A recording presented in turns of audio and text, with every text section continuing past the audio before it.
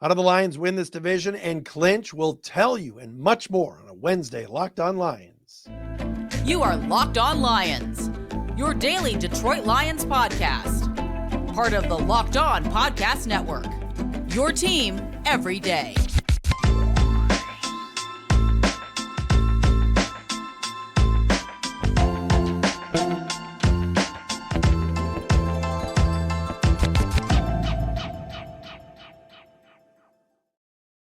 All right, here we go, everybody. Matt Derry with you. It is a Locked On Lions on the Locked On Podcast Network, your team every day on a Wednesday, December 13th into Thursday, December 14th. Thursday means crossover. Locked On Lions, Locked On Broncos. Our boy Sayre, the host of Locked On Broncos, co-host of Locked On Broncos, will join us tomorrow right here on Locked On Lions. We preview Denver. If you missed Mike Pritchard yesterday, the former Bronco wide receiver and NFL analyst for VSiN, go back and watch it or check that out as well. But thanks for making us your first listen. Checking us out wherever you get your podcasts. And of course, thank you for subscribing and watching on our Locked On Lions YouTube channel. Matt Derry with you again on a Wednesday edition. And Locked On Lions today brought to you by PrizePicks, the easiest and most exciting way to play daily fantasy sports. Go to prizepicks.com/LockedOnNFL and use code in all lowercase LockedOnNFL for a first deposit match up to $100. Shout out to our everydayers who either watch or listen to the show every day. We appreciate you that as we try to bring you content each and every day. Happy birthday to one of our everydayers today, the legendary, the founder of Financial Architects Inc. in Farmington Hills, Ken Grace. Ken, I love you. And what a great guy. What a great man and mentor for me. Ken Grace, his birthday is today. Also, we got to give a shout out to Jared and Jackson Hone, Lions fans down in Oklahoma. Jared, or Gerard, I think it's Jared, tweeted to me at Derry Speaks the other day and said, my son gets in the car every day and says, what's Matt going to complain about today? Well, yeah, or get riled up about today. So Jackson, thank you for knowing that I'm a bit of a whiner. Jared, thanks for hitting me up as well. The Hone family, big Lions fans down in Oklahoma. Coming up on the show today, how do the Lions win the division? We'll let you know. Secondary shuffle, Aaron Glenn announcing some things today, which I thought were interesting. Quinton Bohanna is gone. Bizarre, but he is. And I got some important numbers for you, stats as well, that we will get to you today right here on Locked On Lions. Thanks for making us your first listen. Twitter at Derry Speaks, at Locked On Lions. Find us as well on the Matt Derry Facebook fan page, and again on our Locked On Lions YouTube channel. All right, where do we start? Well, first and foremost, while it's doom and gloom and everybody, oh, Jared Goff sucks and Aaron Glenn's going to be fired and let's play Hendon Hooker. I'm not doing that today. What I will tell you is my crack research staff right here on this very iPhone was giving me some numbers and just some clinching possibilities. Because yes, despite the fact for the last 5 weeks, the Lions haven't played their best football, despite the fact that at one point they were 8-2, now sitting at 9-4. And you do the math, that's 1-2 in their last 3 games. Probably should be 1-3 in their last 4 games if you go back to the Bears win. But regardless, the Lions will win the division at 9-4 with Minnesota at 7-6 and Green Bay at 6-7. Nice job, Packers, Monday night, losing to Tommy DeVito or Tommy Cutlets. Is that Tommy Cutlets bit played out? Oh my gosh. Anyway, the Lions will win the division with 2 more wins as long as Minnesota just loses 1 game. 2 more wins for the Lions gets them in. Even if, all right, Minnesota, let's say Minnesota loses to the Bears, touchdown Bears, but they sweep the Lions, it doesn't matter. Lions win the division with 2 wins as long as Minnesota loses 1 of their next 4 games. That gets the Lions to 11 wins and caps out Minnesota at 10. 2 straight wins coming up against Denver this week, Minnesota next week, guarantees the Lions NFC North champions no matter what happens to Minnesota at Chicago. All right. 10 wins for the Lions probably gets them into the playoffs. All right. That would put pressure on a couple of these 6 and 7 teams like the Packers to go 4-0 the last 4 games. Here's your Armageddon scenario. If the Lions lose their next 3 and Minnesota wins their next 3, The Vikings will win the NFC North no matter what happens when the two teams play in week 18, because that caps the Lions wins at 10, and Minnesota would have divisional tiebreaker if they win 10 games, with 4 division wins since they play Detroit and Green Bay now the next 3 weeks. Detroit is 2-2 in the division, and Minnesota is 2-1 right now. So there's a chance the Lions could end up in the division 2-4, because of course they've already played the Bears, split with them. They've already played the Packers, split with them. That would kind of be your Armageddon scenario. But win 2 and win this division. And it starts this Saturday night, prime time, 8:15 against the Broncos. And think about this for a second. All right? I'm going to filibuster for a minute here. The Lions in prime time this year have been great. At Kansas City, under the lights, Arrowhead Stadium, got the dub. Week 4 in Green Bay, Thursday Night Football on Amazon with Al Michaels and Kirk Herbstreit. How about Al Michaels getting bumped from NBC for the playoffs? Ouch. He's 79. He's 79 years old. Al, time to walk away. Or not walk away, but just let somebody else have a chance. Anyway, won that game. All right. Monday Night Football against the Raiders. Won that game. The Lions in prime time. Not saying prime time games. I'm not talking about Thanksgiving. I'm talking about night games. They're 3-0. So that's good. They got 2 more to go here. And who knows? Could they flex one of these Vikings games if week 18 comes down to it or something, which we hope it doesn't? That could be flexed as well. The Lions have the Cowboy game in prime time in 2 weeks on Saturday night. And of course, this Saturday night's game against the Broncos. And so far, they've answered the bell.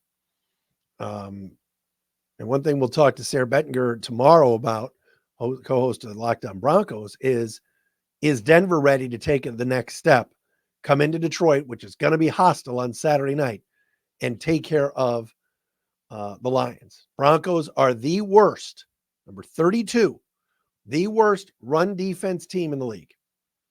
Lions can really run the football.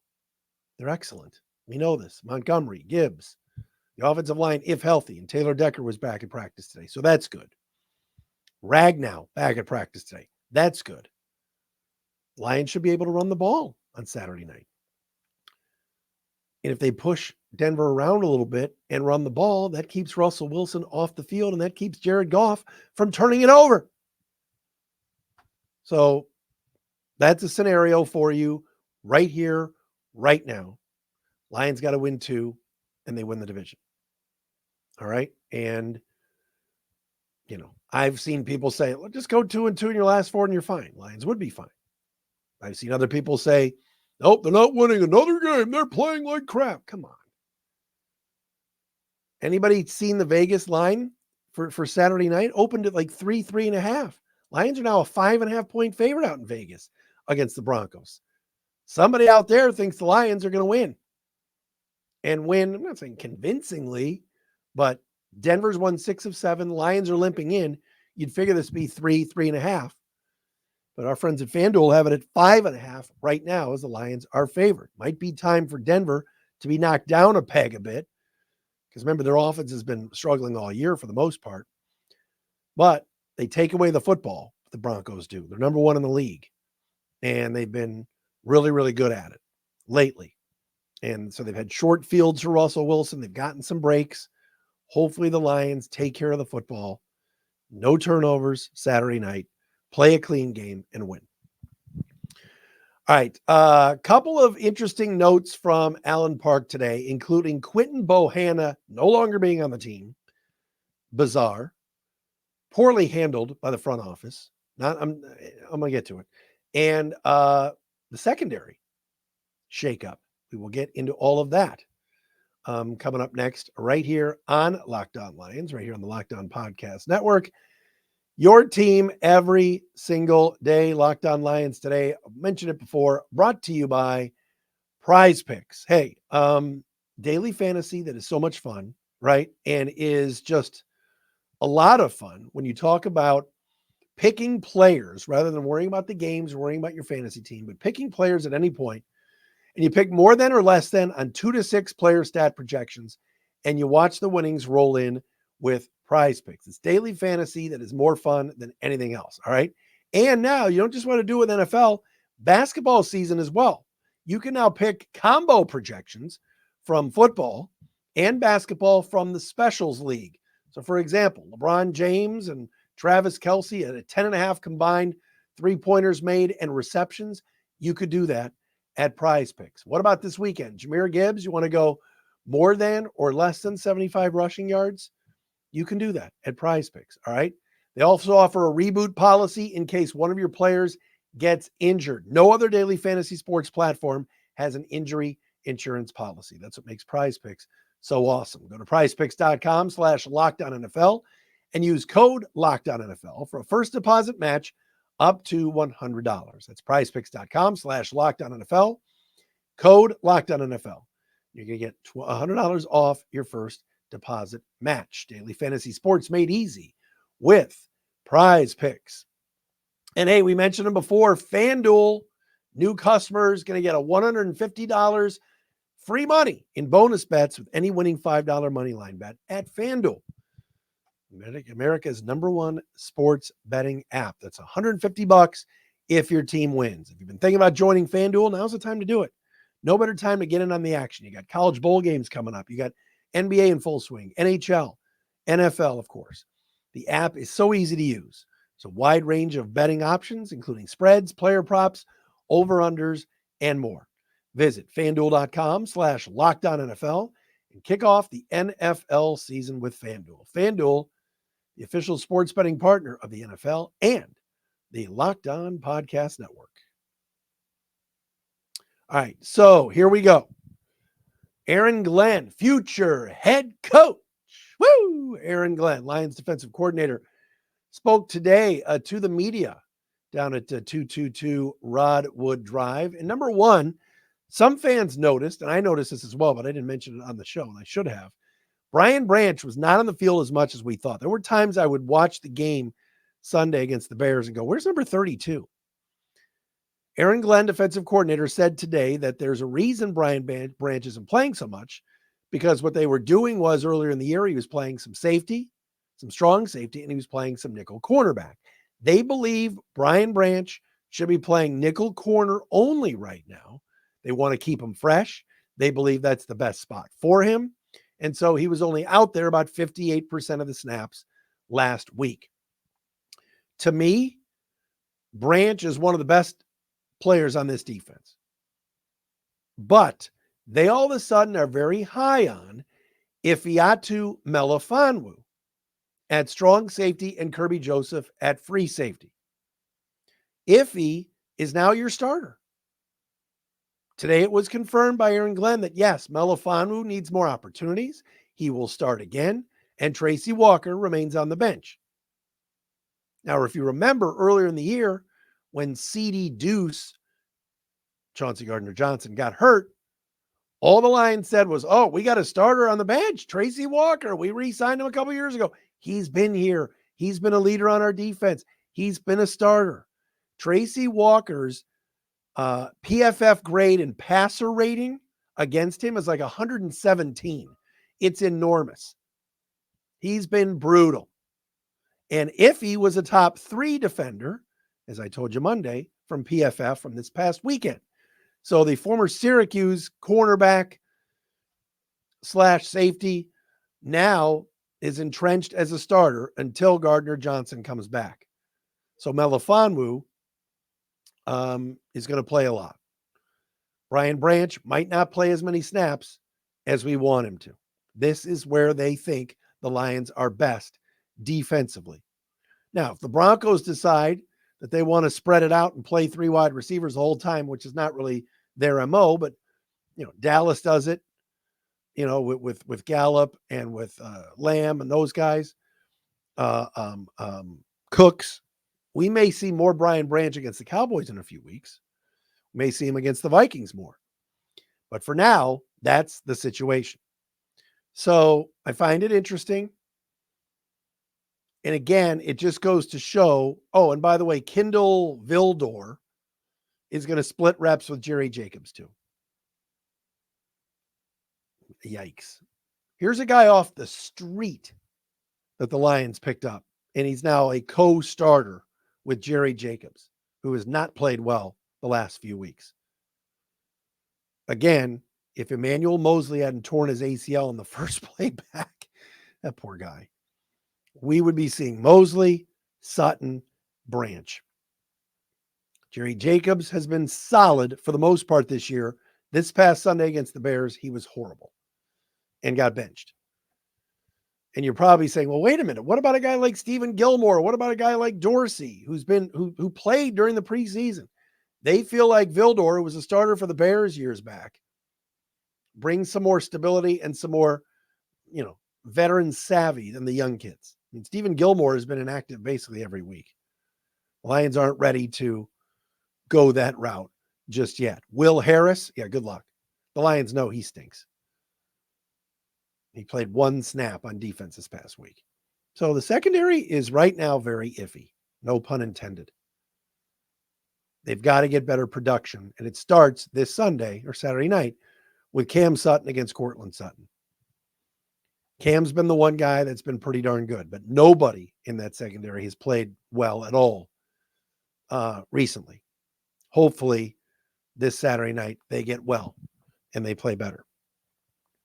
As far as Quinton Bohanna goes, here's a bizarre one, okay? And I don't know, I don't know what Brad Holmes is doing when it comes to defensive linemen and the coaching staff, but here's one for you. In weeks 11 through 13, Quinton Bohanna started at defensive tackle and was rotating in with Aleem McNeil and Benito Jones. Remember, the Lions picked him up off of Dallas's practice squad, put him on the active roster, then put him back in the practice squad, but they were elevating Bohanna every week. Then they ran out of elevations for Bohanna. Okay. And this Sunday, they left him on the practice squad. He didn't even have to be deactivated. He was left on the practice squad.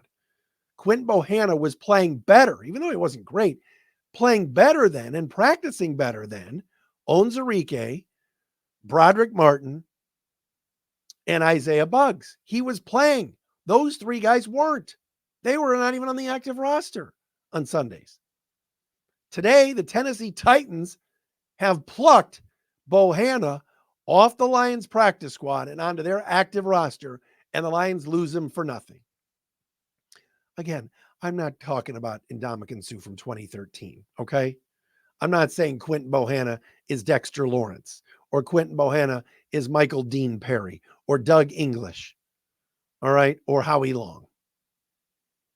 But Quinton Bohanna, how do you go from starting and being active over the other three guys for 3 weeks in a row? Then, because he ran out of designations or elevations from the practice squad, he was free to be plucked away to another team.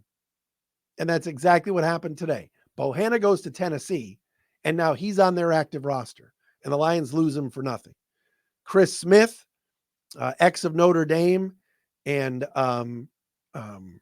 Cranbrook High School here in Detroit, or Bloomfield Hills, is now back on the practice squad. Come on, Lions. Did Isaiah Buggs or Onwuzurike or Broderick Martin, did any of them wow you this past Sunday? And I guess they're all the same. So maybe they're just like, look, we can't put Quinton Bohanna on the active roster because it's a roster crunch. I don't know.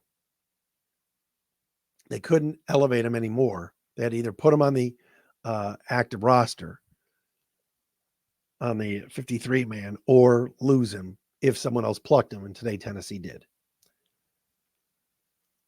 I guess the bottom line is Bohanna, Buggs, Onwuzurike, Jones, anybody not named Aleem McNeil has to improve. We saw a little bit this Sunday from John Kaminsky, who played both inside and outside. He played a good game, but I guess all these guys are the same. And to the Lions, it wasn't that big of a deal to lose Quinton Bohanna. But again, there's only so many guys you can elevate. There's only so many D tackles you can carry.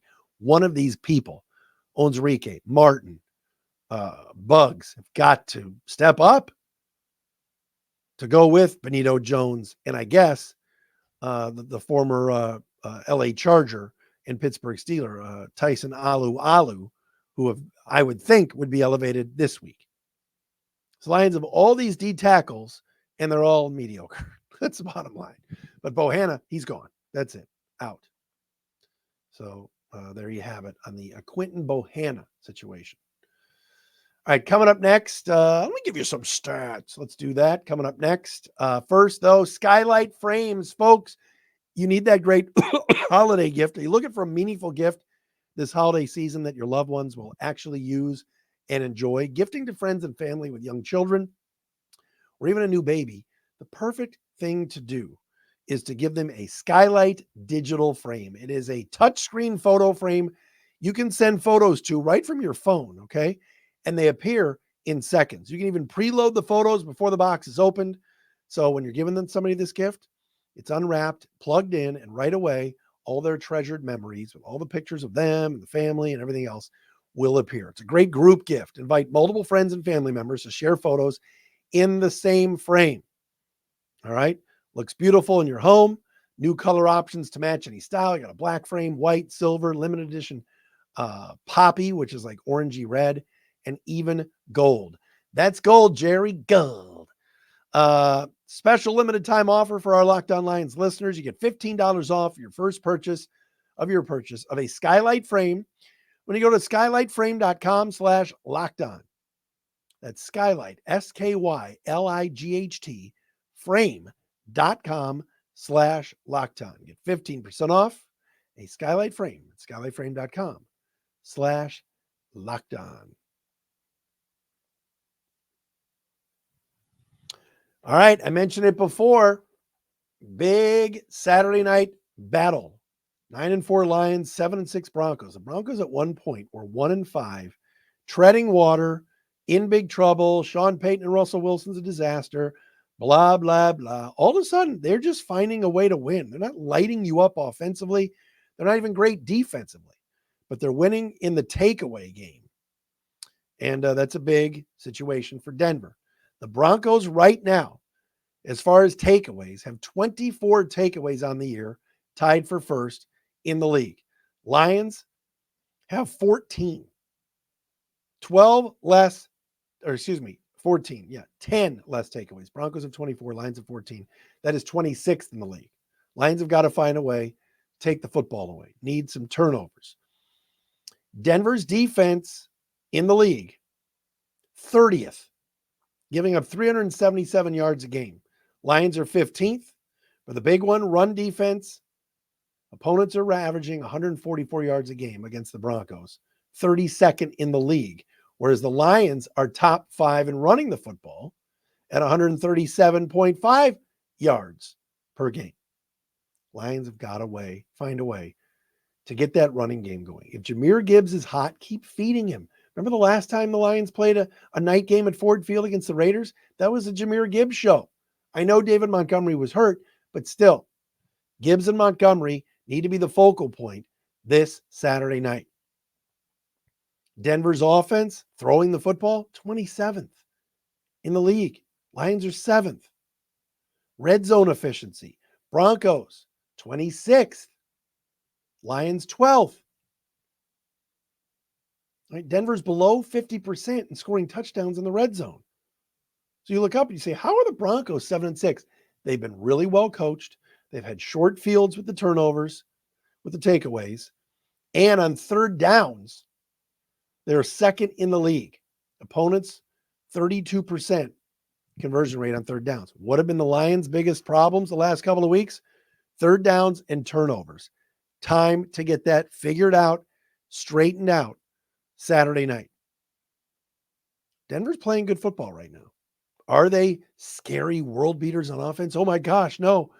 Javonte Williams and Jerry Jeudy. I mean, Amon-Ra St. Brown is the Lions' best receiver. He's over 1,000 yards receiving already.